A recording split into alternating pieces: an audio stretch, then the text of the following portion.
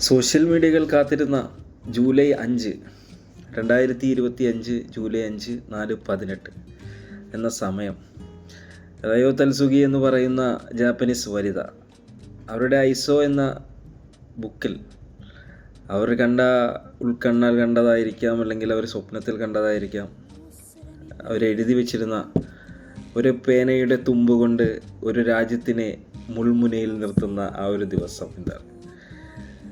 അവരെഴുതിയ കാര്യങ്ങൾ ഒരു പക്ഷേ അവർ ജാപ്പനീസ് വനിതയാണ്. അവർ ജപ്പാൻ എന്ന് പറയുന്നൊരു രാജ്യം ഭൂകമ്പങ്ങൾ വർഷത്തിൽ 1500 തവണയെങ്കിലും ഭൂകമ്പം ഉണ്ടാകുന്ന ഒരു രാജ്യമാണ്. അതിൽ ഈ തൊഗാമ അല്ലെങ്കിൽ വേറെ തൊഹുക്കു എന്ന് പറയുന്ന ദ്വീപുകൾ, അവിടെ 800 അല്ലെങ്കിൽ 900 തവണയും ഭൂകമ്പങ്ങൾ ഉണ്ടാവാറുണ്ട്.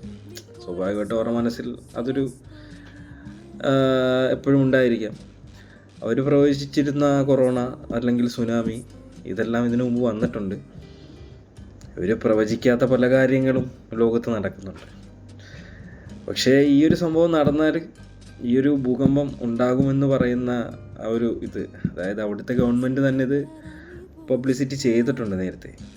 അതുണ്ടായാൽ എല്ലാ രാജ്യങ്ങളിലും, പസഫിക് തീരത്തുള്ള എല്ലാ രാജ്യങ്ങൾക്കും ഇതൊരു പക്ഷേ ബാധിച്ചേക്കാം. വർഷങ്ങൾക്ക് മുമ്പ് ഗീതയിലും ബൈബിളിലും ഖുർആനിലും ഒക്കെ എഴുതി വെച്ചിട്ട കുറച്ച് കാര്യങ്ങളുണ്ട്. ഈ ലോകം എന്തൊക്കെ നടക്കും, ഏതൊക്കെ രീതിയിൽ അവസാനിക്കും, ലോകം അവസാനിക്കുന്നതിന് മുമ്പുള്ള കാര്യങ്ങൾ ഓരോ രീതിയിലും എഴുതി വെച്ചിട്ടുണ്ട്. അതൊന്നും ഇവിടെ ചർച്ചയാവുന്നില്ല, അത് പറയേണ്ട കാര്യമില്ല.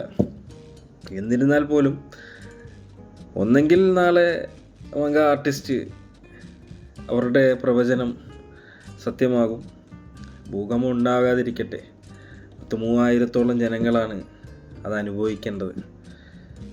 ഒരു രാജ്യത്തും ഒരു രീതിയിലും പ്രകൃതി ദുരന്തങ്ങളും ഭൂകമ്പങ്ങളും ഉണ്ടാകാതിരിക്കുന്നതാണ് നല്ലത്.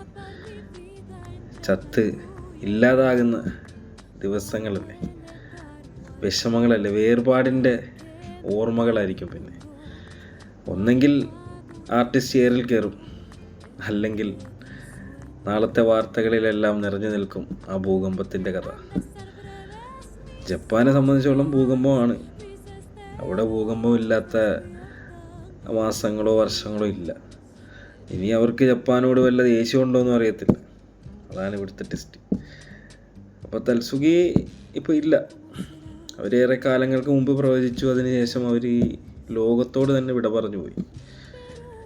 അവർ പ്രവചിക്കാത്ത പല കാര്യങ്ങളും ഇപ്പം നടക്കുന്നുണ്ടല്ലോ.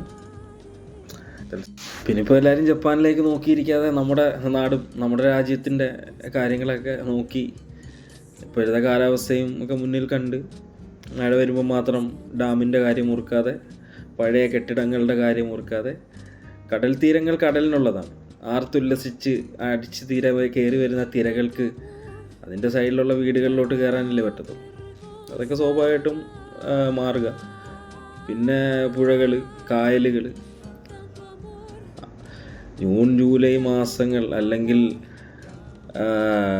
ഇടയ്ക്ക് വരുന്ന മഴക്കാലങ്ങൾ, ഈ ആകാശത്ത് നിന്ന് വരുന്ന മഴകൾ, ഈ വെള്ളത്തുള്ളികൾ എവിടേക്ക് വീഴാനാണ്? വർഷങ്ങൾ പോകും തോറും വയലുകളും തോടുകളും കാടുകളും എല്ലാം വെട്ടിത്തെളിച്ച് കെട്ടിടങ്ങൾ പണിയും. അടുത്ത വർഷം വെള്ളം പോകാൻ സ്ഥലമില്ല. ഉരുൾപൊട്ടലുണ്ടാവാം, വെള്ളക്കെട്ടുകളുണ്ടായിട്ട് വീടുകൾ തകർന്നു വീഴാം. ഇതൊക്കെ സർക്കാരും നമ്മുടെ ഗവൺമെൻറ്റും ഒക്കെ മുന്നിൽ കണ്ട് ചെയ്യേണ്ട കാര്യങ്ങളാണ്. മറ്റൊരു രാജ്യത്തിൻ്റെ ദുരന്തം നമ്മൾ നോക്കുമ്പോൾ നമ്മുടെ രാജ്യത്തിൻ്റെ ദുരന്തങ്ങൾ നമ്മൾ മറക്കാതിരിക്കുക. കാരണം ഇതിനു മുമ്പ് തന്ന ഓരോരോ അനുഭവങ്ങളുണ്ട്. അത് നമ്മൾ മുന്നിൽ കണ്ട് അതിനു വേണ്ടിയുള്ള തയ്യാറെടുപ്പുകൾ എടുക്കണം.